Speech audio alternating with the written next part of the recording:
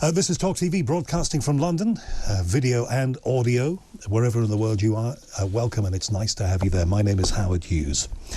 Okay, the world reacted in various ways, but with a common thread, like I said at the beginning of this. It seemed to me that the news was just as much of a shock around the world, wherever you happen to be, whether you were in Sydney, whether you were in San Francisco, whether you were in Stoke Poges, whatever. You know, same news. And the same core reaction, which to me was a surprise, especially in countries like Australia. Now, I told you at the beginning of this show again that one of the reasons my colleagues laugh at me is that I'm Mr. Monitoring. I'm constantly listening to radio stations from around the world. I've always been like that.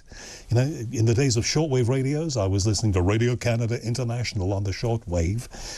And then, of course, I was one of the first people to get a cheap little internet radio, so I could hear stations from around the world. I'd love to hear the way that different nations react to the things that we all experience. So one of the first things I did on Thursday night, which I knew would be Friday morning in Australia, was listen to one of the radio stations in Sydney, just to get a handle on how the news played there.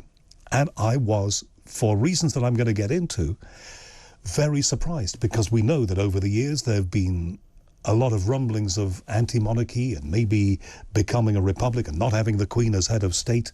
All of those things are hot topics in Australia. They always have been. But Australia and Australians are our close cousins. Let's get on now. Rachel Brunsden, radio host in Australia. Rachel, thank you very much indeed for doing this. I've no idea what city you're in. I've no idea what time it is there. Maybe you can fill me in. I'm in Melbourne, and I've just gone 8 o'clock in the morning. All right, okay. And you're not on the air. Are you on later?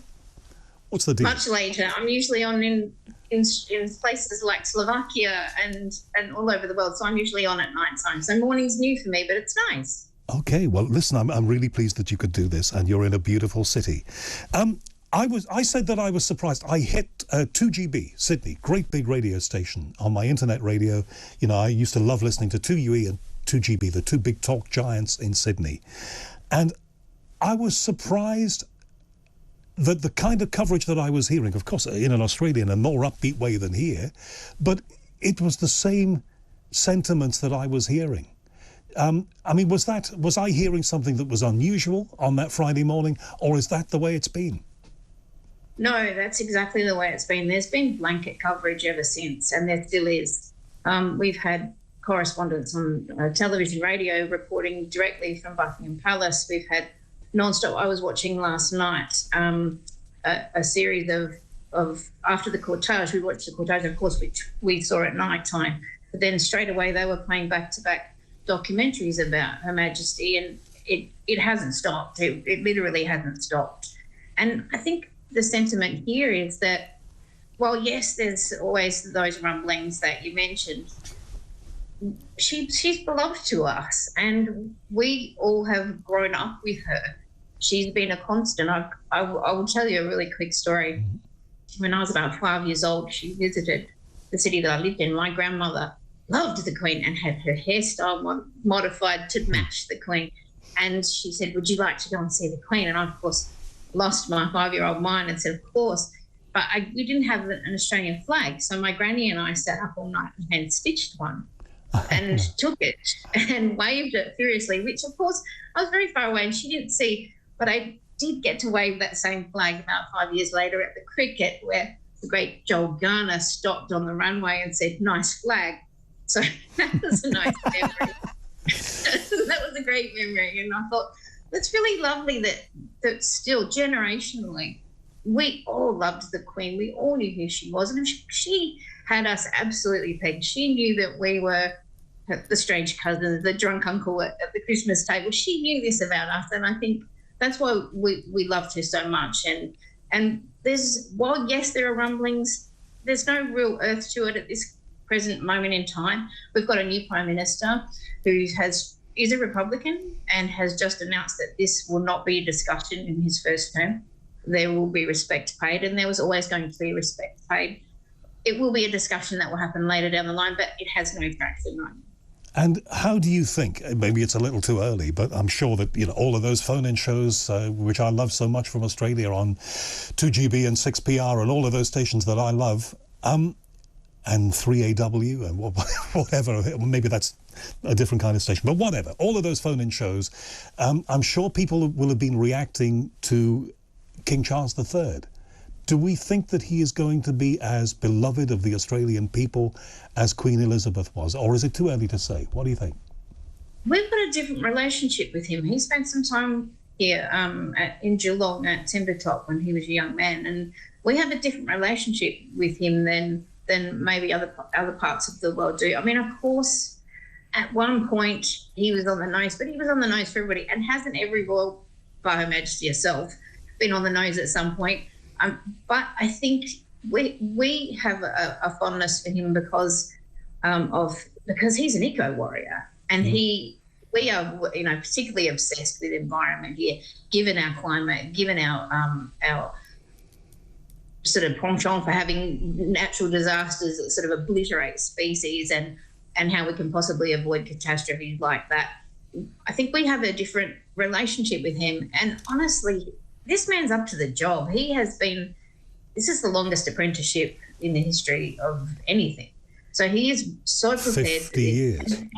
Yeah, and he's well liked. He's well liked here. He doesn't come off to us as obnoxious or difficult or cantankerous in any way. He just comes off as just Charlie. And we know that he also has a great lot of Australians and has few dear friends who are Australians and spends a good deal of time with them. Kathy Lett, for example. I mean, Trisha Goddard, I was talking to her the other night.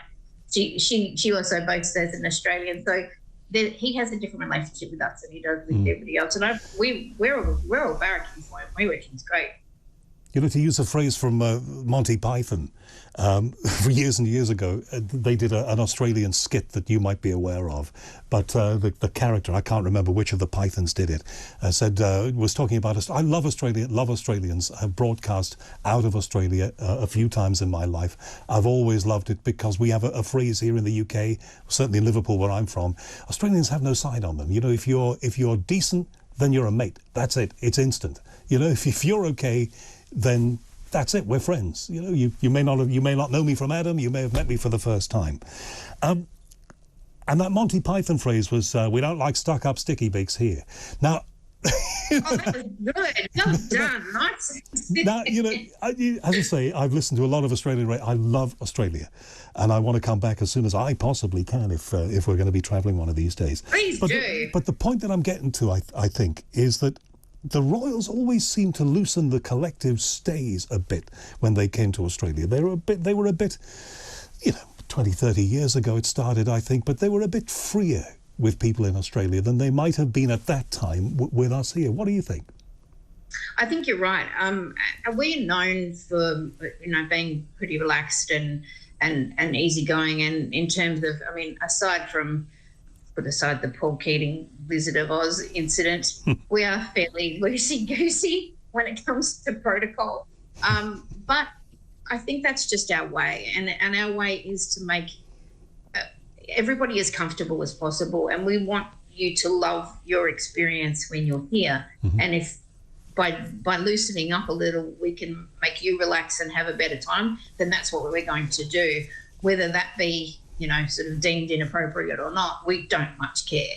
So if you come and have a beer, come and have a beer. Come and have 20. It's completely up to you. And if you don't want to have a beer, don't have a beer. We don't care. That's how we roll, and that's how we like to make it. Well, listen, it's been a pleasure to speak with you in lovely Melbourne. Last question. Do you think, yes, and it's an unfair question, but I'm going to ask it anyway, do you think that in 15 years, 20 years from now, if we're having a conversation about the British monarchy, the UK royal family, do you think that the relationship with Australia is going to be the same, or will it have changed by then? I think it'll change, but I don't think it'll change in any remarkable way. We very much look after ourselves anyway. You guys have never been in the business of telling us what to do or how to do it. You wouldn't have We've it. always been very much well, you have a bit, but that was my one. But I mean, in recent years, it's never been like that. I think we're always going to have a kinship. And in terms of, I mean, let's get pragmatic about it. Economically, it makes no sense for us to sever our relationship with you. So I think it's going to be it's going to be different yet the same. But I think there's always going to be a deep love and respect between the two of us, and that will never change. You hedged your bets beautifully there, Rachel. Thank you so much for that. I hope we talk again. Thank you very much for helping me. At 8 o'clock in the morning in Melbourne, Rachel Brunsden, their radio host in Melbourne, who works at a different time of the day, so I know what it's like being all over the clock. I spent most of my career getting up at 4 o'clock and doing breakfast. And I'm still able to catch early morning flights because of that ability. But when you do different times of day, sometimes it can shake your head up a bit. I think I'm used to it now, and Rachel clearly is.